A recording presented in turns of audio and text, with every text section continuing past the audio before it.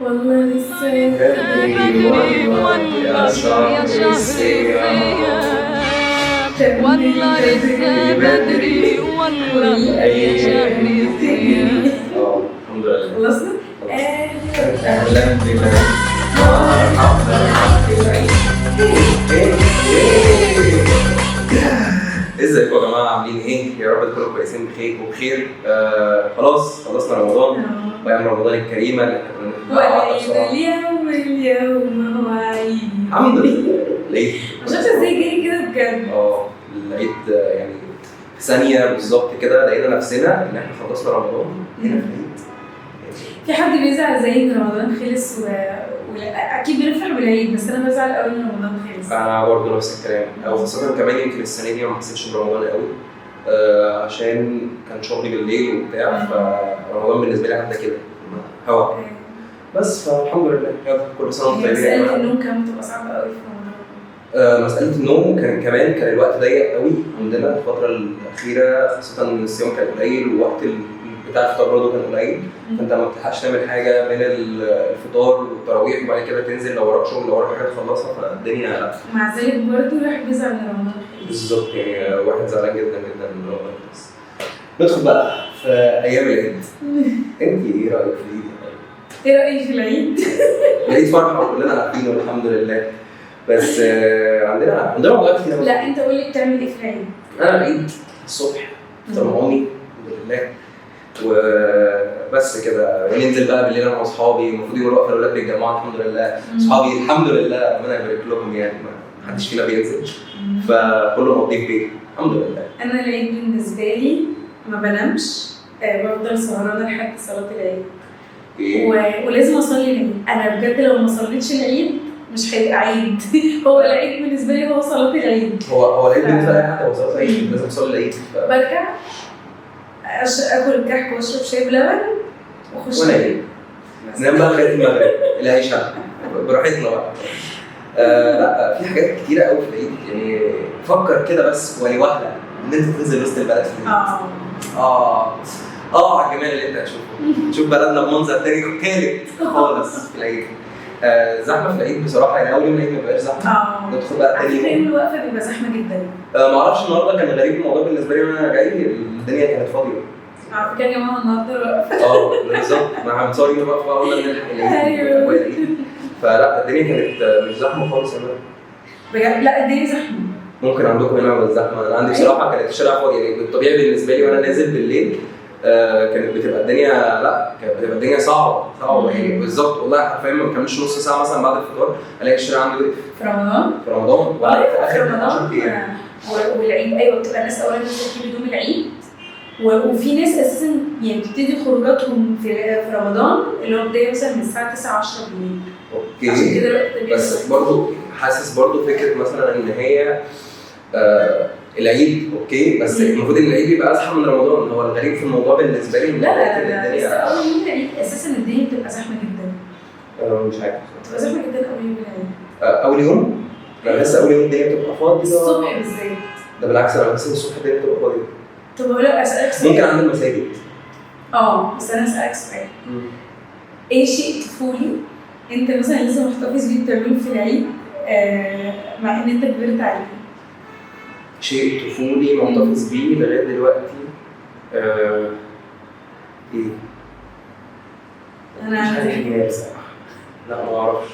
انا لازم اجيب بالونه لنفسي. اوكي اهلا الناس اللي بتلف البالين في جنب المساجد. ايوه بتلاقي البالونه مثلا ب 20,000 جنيه انا اللي بجيب بال 20,000 جنيه. لا انا ايه؟ لا انا بالنسبه لي الصبح لا هو صبح العيد اللي هو بقعد مع ماما بعد كده بروح. لا اصل انا كان دايما ممكن انزل على القهوه، يعني لازم مثلا ايه حد يجيب لي بابا يعني او ماما يجيبوا لي بالونه او الترتور بتاع العيد. حسيت خلاص ترتور العيد يا سلام. بقيت لازم اجيب البالونه يعني بالونه لنفسي، حتى لو انا نزلت مثلا اصلي انا واخويا او كده لازم اجيب لنفسي البالونه بتاعت العيد. مفيش نقاش. لا انا ما عنديش بالونه العيد يا جماعه. الموضوع ده يعني بالنسبه لي لا، انا كنت بجيب زمان لكن دلوقتي حسيت ان لا. ممكن هو بس حته كعك العيد الصبح دي بلبن، وانا بحب الكعك الملبن لا بس بصراحه يعني العاده دي كانت فيا من وانا صغيره، وانا لسه محتفظه بيها لحد دلوقتي. مش عارفه تفضل مكمله معايا لحد امتى. بقول لك ليه تفضل مكمله كتير. يلا الحمد لله. بص احنا بنتعامل مع طفله يا جماعه، ما نعتمدش كلامها. والله انا فاكره لما ابتديت اكبر اللي هو بقى ايه، لما بنروح المسجد ويوزعوا بقى بونبوني وكده، فانا خلاص كبرت على ده. يعني مش قادره اقول لك ازاي زعلت ان انا كبرت. ايوه انا عايزه بونبوني بعد اذنك. الطفله دي يلا انا كده الحمد لله لسه صغيره. الحمد لله والله. يلا الزمن بيجري. بس مش هقول لهم انا عندي كام سنه. السؤال المحير بالنسبه لك لا عايز يتوقع فليتوقع. لا عايز يتوقع. انا اتوقع ان شاء الله. اكيد مش هتوقع صح ان شاء الله. لا العيد بقى عندنا حاجات كده في العيد، عادات. الشاب اللي بنروح الصين الصبح قدام المسجد، بيقعدوا يلفوا كده ماسكين موتوسيكلات. ايوه هم دول. وفاكر بقى الشبح اللي بصي اللي هيكسر الدنيا كلها. كلها. لا ساعات بيمسكوا عليك في السلك اللي هي لما يعملوا كده. حرقتني قبل كده. لا الموضوع بيبقى صعب قدام المساجد. لا في حاجه مهمه جدا، الناس الرجاله والستات اللي بنصلي جنب بعض في المسجد يا جماعه. انتوا من اللي انا هقول لك بقى مين دول اللي هم بيكونوا ايه، اتاخروا قوي فطالعين يجروا في المسجد، خلاص من جوه اتملى. ماشي، ما هو بره برضه بيكون في حته للستات وحته للرجاله. بتلاقيهم كلهم واقفين جنب بعض ويروحوا مصلين. يا سلام. عشان كده انا برضو بجد صلاه العيد بالنسبه لي حاجه مهمه جدا. عشان كده ما بنامش، ببتدي تجهيزات من بدري جدا وبنزل بدري عشان اقعد واستمتع بالتكبيرات واستمتع بصلاه العيد. بتبقى مود جميل بصراحه. وبعدين ما اعرفش ليه بحس يعني احساس العيد الصغير احلى من العيد الكبير. عشان العيد الصغير بقى جاي بعد رمضان. بيجي بعد رمضان وبيبقى ليه فرحه ثانيه. في فرق بقى لو انت كنت صايم دلوقتي ممكن تلاقيه على اول بق بعد صلاه الفجر بتاعنا. انا بعمله. لا يا جماعه فعلا في رمضان يعني دي عاده عيل صغير دي افتكرتها دلوقتي. انا لازم بلبع جردل الميه قبل السحور. هتقول لي ايه؟ هو لازم ندخل الميه. ايوه انا فعلا كنت بعمل كده، بس يعني وانا صغيره بطلت الموضوع ده خالص. لا لازم اشرب كتير قوي كأني جمل مثلا هيحوش يعني. بطلت الموضوع بالنسبه لي صعب في الموضوع ده جدا. مش عارف يعني انت بترتاح نفسيا كده. انا عندي سنان هيسيب الميه دي عندي. لا العاده دي في رمضان عندي بعد الفجر لازم. لا وفي حاجه خدنا بالنا منها بقى في رمضان، الموضوع مختلف قوي بالنسبه بقى للرمضان فايبس والحاجات اللي احنا بنشوفها جديده علينا. فده بالنسبه لرمضان. والاختلافات بقى في الثقافات بين مصر وايجيبت الحلويات. لا صوابع جيجي يا مفتريين. ما بقتش مصر وايجيبت، كل الناس كانت بتجيبها اللي هو المكسوفه المكشوفه. لا هو في حاجات كتير قوي في طريقه السلطان والمكسوفه والمكشوفه. كان اكتر حاجه عجبتني في الافتكاسات دي كلها بتاعت بريكفاست اللي هي كنافه بالفيل. على فكره دي فعلا دقتها، ومع ان انا كنت قاعده اقول ايه ده بس طلعت حلوه فعلا. لا هي حلوه، هي دي اكتر برضه. انا كان نفسي في كنافه عاديه بيزك اللي هي بالشربات. بصراحه ما فيش احلى منها اللي هي البسبوسه العاديه والكنافه العاديه بس من غير اي كريم. ولا صوابع جيجي ليه من 800 جنيه؟ 750 في الرينج ده يعني. صوابع زينب بقت صوابع جيجي بقت من ايجيبت. صوابع زينب جميله، انا بحبها قوي على فكره. انا خايف يقطعوا على تراث الحلويات عندنا في مصر. وبرده بصراحه بريكت اللي هو كان بتاع تورتينا؟ لا سلطانه باين مش عارف. برده حلو اللي هو كان بتتكسر دي والكراميل. والكراميل اللي هو بينزل بيتاكل. بس افتكاساته غاليه قوي يعني ادفع في صينيه كنافه 1000 جنيه. مالها الكنافه العاديه مالها زي الفل والله. انا من كتر يعني نفس الناس كانت بتتكلم مثلا عن الكنافه العاديه. على فكره اللي اخترع حوار الافتكاسات في الكنافه كان اتوال. بجد؟ ايوه لما عمل كنافه بالبلح كنافه بالكولا كنافه مش عارف ايه. فاكر الاعلان ده كان بتاع خالد عليش. تعالى دوق الاكتشاف، كنافه مانجا قهوه وخشاف من غير ما تسال ازاي وليه، كنافه كولا او كركديه.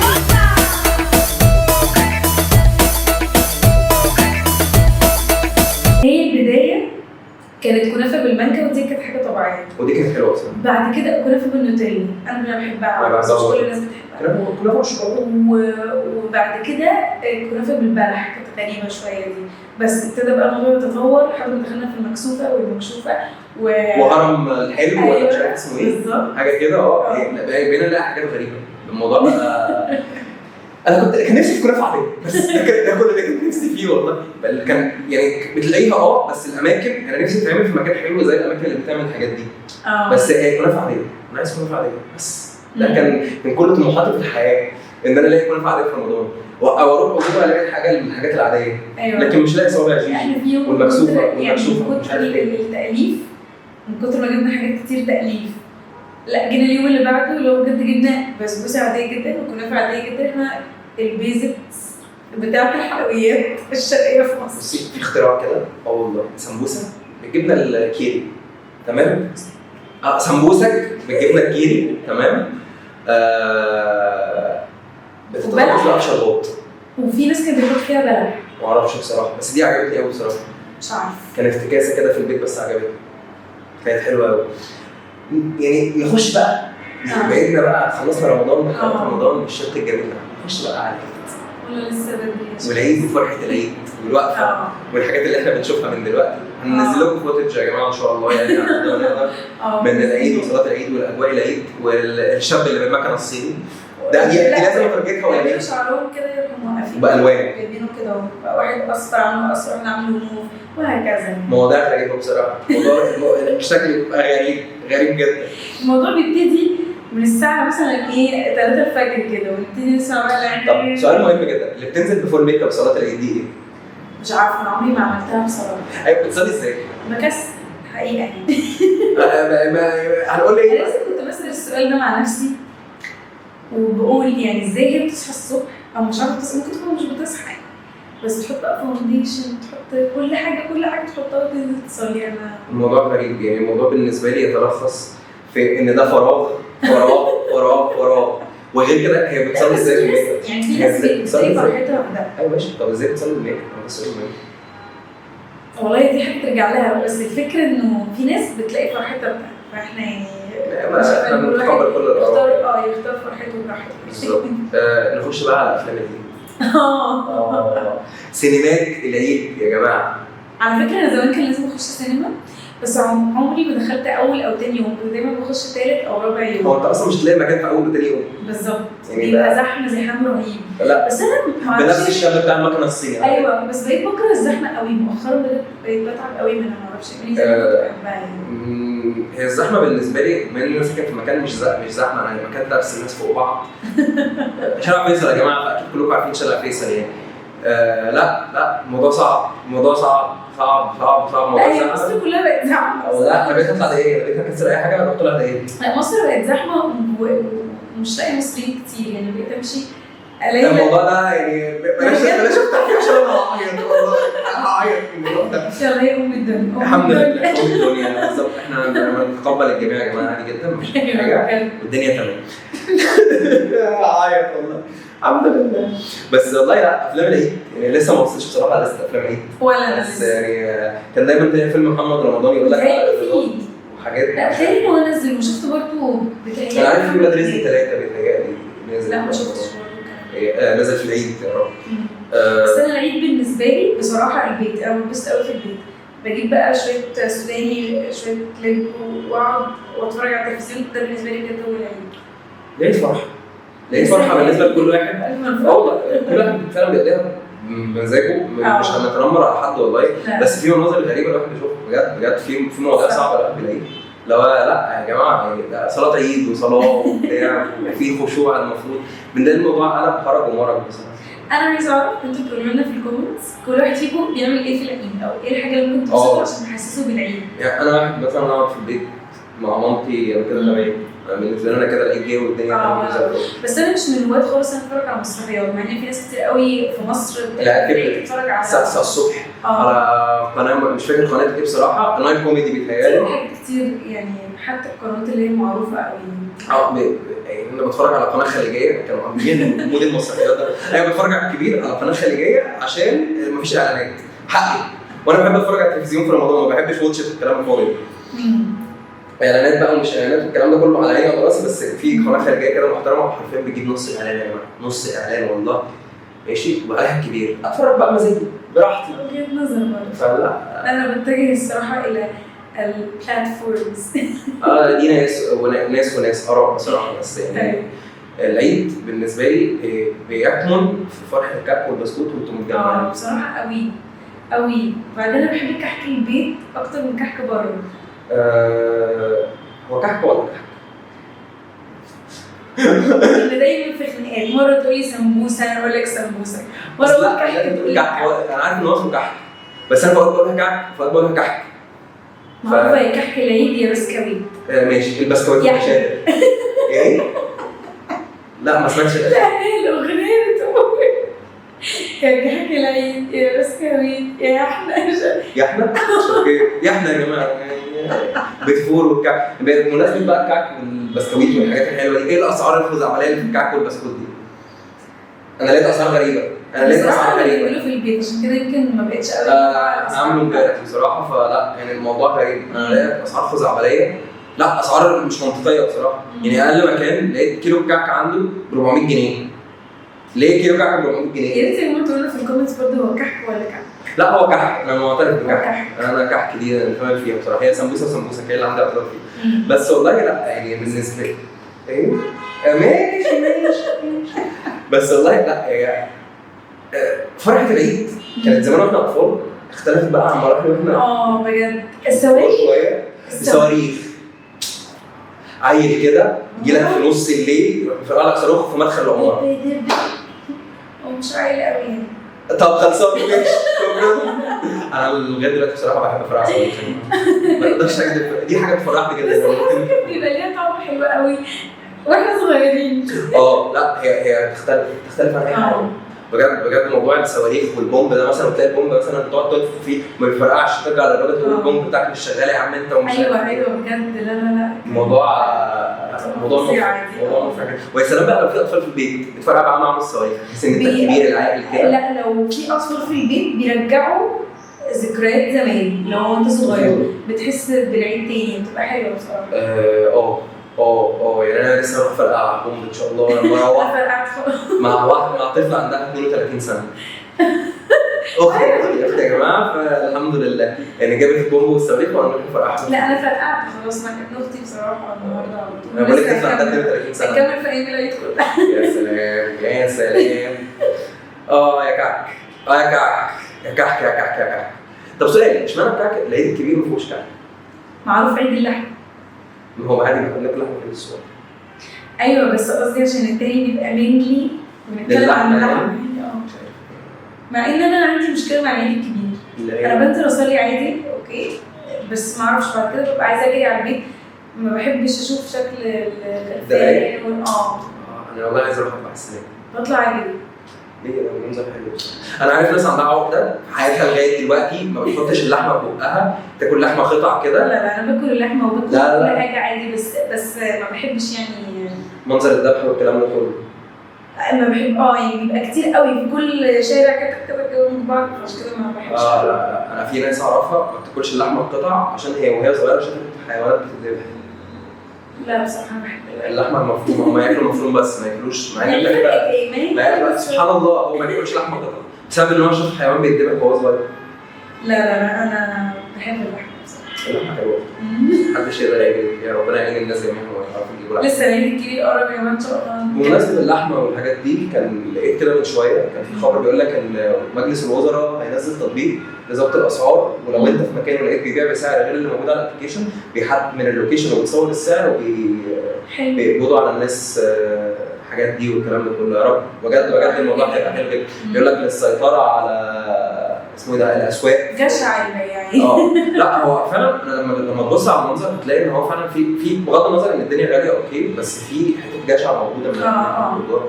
يعني الموضوع بقى صعب ان انت تنزل مكان تلاقي ده سعر وده سعر وده سعر وده سعر. لا الموضوع بقى وفي بيفكر ان هو انا عايز اكسب، ما هو بيبقى مكسب زياده قوي يعني بيجي على الناس في الاخر. الموضوع يعني انا شايفه بصراحه كله سلف ودي وباو ما ينفعش. عندنا ايه تاني بيحصل في العيد؟ عندنا حاجات كتير قوي.